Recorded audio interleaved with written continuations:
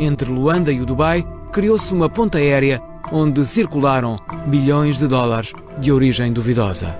A investigação da SIC detecta fortes sinais de lavagem de dinheiro, como se a filial do BES no Dubai se tivesse transformado numa mega lavandaria do regime angolano. Temos a prova e o Banco de Portugal também. Em 2010, praticamente metade dos fundos aplicados no Yes Bankers tinha origem no Banco Nacional de Angola.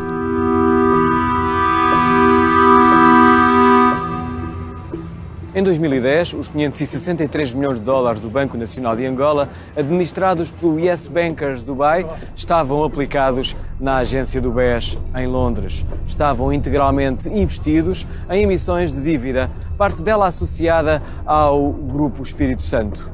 É certo que um ano depois, em 2011, o Banco Nacional de Angola fechou esta conta e o dinheiro seguiu para outras paragens.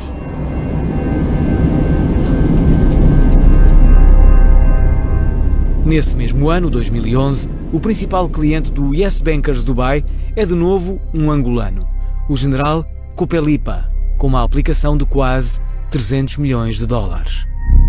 Quase 27% do total aplicado na filial do BES do Dubai. Daí, o dinheiro seguiu para outras paragens, uma parte aplicado em ações da Espírito Santo Internacional, a cabeça do grupo Espírito Santo, outra num depósito na filial do BES no Panamá. Domingos Manuel Inglês, muito próximo do general Copelipa, subiu o investimento de 9 milhões e 300 mil dólares em 2010 para 50 milhões e 600 mil em 2011. A maior fatia do investimento de Domingos Manuel Inglês estava aplicada na Rio Forte. Em 2011, o general Dino, Leopoldino Fragoso do Nascimento, baixara a sua aplicação de quase 44 milhões de dólares em 2010 para 32 milhões, integralmente investidos em títulos de empresas do Grupo Espírito Santo. São pessoas da confiança do Presidente. Basta ver que o general Copelipa, que está na presidência há várias décadas, em muitos momentos na história recente de Angola, foi ele o verdadeiro chefe das Forças Armadas, muito mais importante que o chefe oficial das Forças Armadas. Na verdade, uma espécie de controleiro político. O José Eduardo Santos foi extremamente astuto na forma como construiu o seu poder ao longo dos anos. Fez-o através da cooptação, da compra das pessoas, de dar às elites do partido, das Forças Armadas, oportunidades de enriquecimento. E a presença de generais angolanos no setor financeiro angolano desde o início do século XXI é talvez a peça-chave desse favorecimento dos generais. Na lista enviada pela DFSA ao Banco de Portugal, no decurso de 2011, há outros nomes da chamada elite angolana para lá dos generais Copelipa e Dino e de Domingos Manuel Inglês. Emanuel Madaleno, por exemplo, em 2010 e 2011, manteve aplicações superiores a 10 milhões de dólares. Madaleno é irmão e sócio de Álvaro Sobrinho, o escolhido por Ricardo Salgado para liderar o BES Angola. Saiu em 2013 pela porta dos fundos. Como é que uma pessoa que é administradora de um banco, por melhor que ganhe, acumula uma riqueza de muitas dezenas de milhões de euros? Olha, eu não lhe vou responder esta pergunta do meu fórum pessoal. O Sr. falou das relações bioníficas entre Portugal e Angola. Eu pergunto-lhe se ao nível do mundo financeiro essas relações são bioníficas. Tudo tem que ser melhorado. Angola não tem mais poder agora que tinha relativamente a Portugal. O Portugal não está, a banca portuguesa não está quase nas mãos de Angola nesta fase, Sr. Não acho isso. Acha que a banca portuguesa está nas mãos dos chineses? Estou-lhe a fazer uma pergunta relativamente à Angola. Não, é uma desproporção. O Sr. falava na relação bionífica e é mesmo uma relação bionífica, Sr. Eu insisto muito neste ponto. Eu disse concretamente que a relação à economia é bionífica, mas não digo que eu não sou político. Eu estou a falar de relações privadas. O Sr. diz que não é político, não tem também um lado político.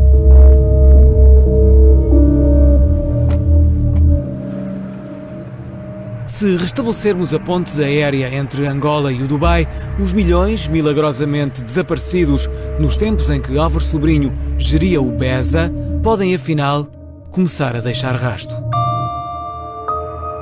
É o próprio Banco de Portugal que traça esse rasto. Entre 2010 e 2011, 60% do montante global das aplicações no Banco do Dubai tinha as empresas do GES por destino. O número é redondo. 750 milhões de dólares de aplicações diretas no GES. 61% desse montante aplicado no GES estava nas mãos de apenas 4 investidores, os 4 de origem angolana, os 4 politicamente expostos ao poder de José Eduardo dos Santos.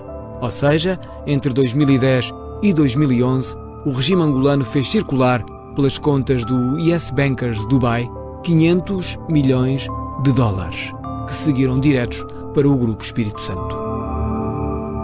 Isso que me está a dizer é gravíssimo. Eu não tinha até hoje conhecimento desse documento. Vi-o de relance, não o estudei sequer. Mas não me espanta, porque há muitos outros indícios de personalidades altamente posicionadas no regime angolano, a começar pelo Presidente e a família do Presidente, muito envolvidas no sistema económico português. Não há maneira de escapar a inúmeros indícios e provas e elementos que as autoridades portuguesas têm de que, de facto, Portugal tem funcionado como lhe chamam em Angola, lavandaria da família José Eduardo dos Santos e toda a cleptocracia angolana. A 2 de outubro de 2013, Ricardo Salgado corre a Angola para tentar uma audiência com José Eduardo dos Santos. Consegue-a em troca de um anúncio. O BESA promete investir 500 milhões de dólares, 370 milhões de euros, na economia angolana.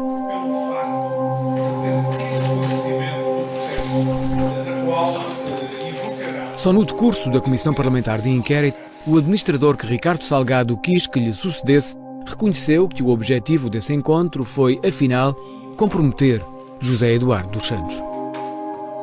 Em outubro de 2013, o Sr. Presidente da República de Angola concedeu uma audiência ao Dr. Ricardo Salgado, onde estive presente em conjunto com o Dr. Rui Guerra e o Dr. Daniel Proença de Carvalho. Nessa ocasião, o Sr. Presidente da República manifestou disponibilidade para apoiar o BESA a suprir eventuais dificuldades que viesse a evidenciar. Este apoio veio a materializar-se na emissão da garantia autónoma soberana de 5,7 mil milhões de dólares, que cobre 70% da carteira de crédito total. Consciente do estado pré-comatoso do BESA, depois de detectado o buraco aberto durante a liderança de Álvaro Sobrinho, Salgado foi negociar a garantia do Estado angolano com o objetivo de travar a queda do banco. Rui Guerra sucedeu a Álvaro Sobrinho na liderança executiva do BESA e herdou o buraco. Aquilo que enfrentámos em janeiro de 2013 foi uma situação em termos de liquidez e transacionalidade do banco muito difícil. Ricardo Salgado pediu, José Eduardo dos Santos concedeu.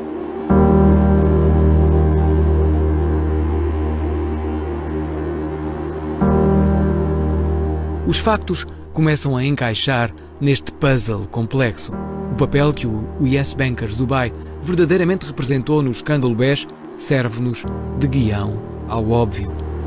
O Yes Bankers Dubai preenchia os interesses de Ricardo Salgado porque, através dele, o banqueiro capitalizava as empresas falidas do Grupo Espírito Santo. O Yes Bankers Dubai preenchia os interesses do regime angolano porque, através da filial do BES no Emirato, o dinheiro acumulado pela elite era levado para lugares de segredo, sem rosto e sem rasto. O BESA fez desaparecer 5,7 mil milhões de dólares de empréstimos concedidos sem garantias, parte deles a representantes da tão falada elite angolana.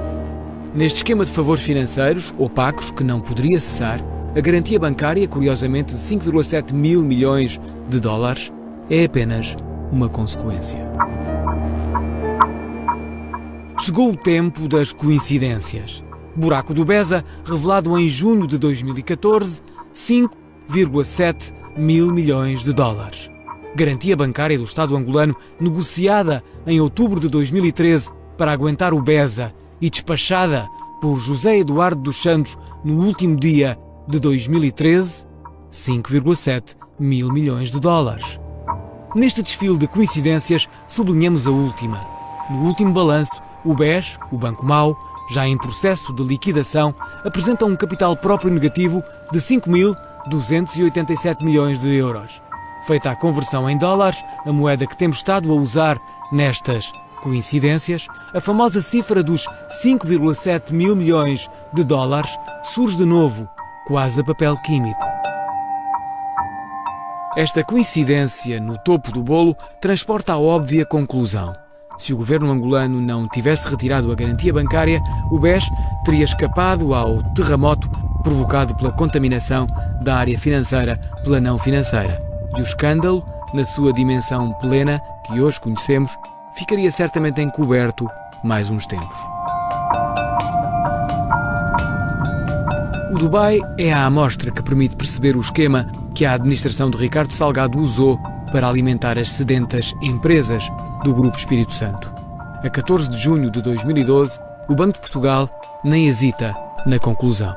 A filial do BES no Dubai transformara-se numa entidade de passagem de fundos angolanos que estavam a financiar o GES. E perante esta evidência, o próprio Banco de Portugal coloca a última peça do puzzle, associando a este esquema o BES Angola. A filial de Angola tinha, aliás, como acionistas de referência os dois generais que lideravam a lista dos maiores clientes do Yes Bankers Dubai, Copelipa e Dinho.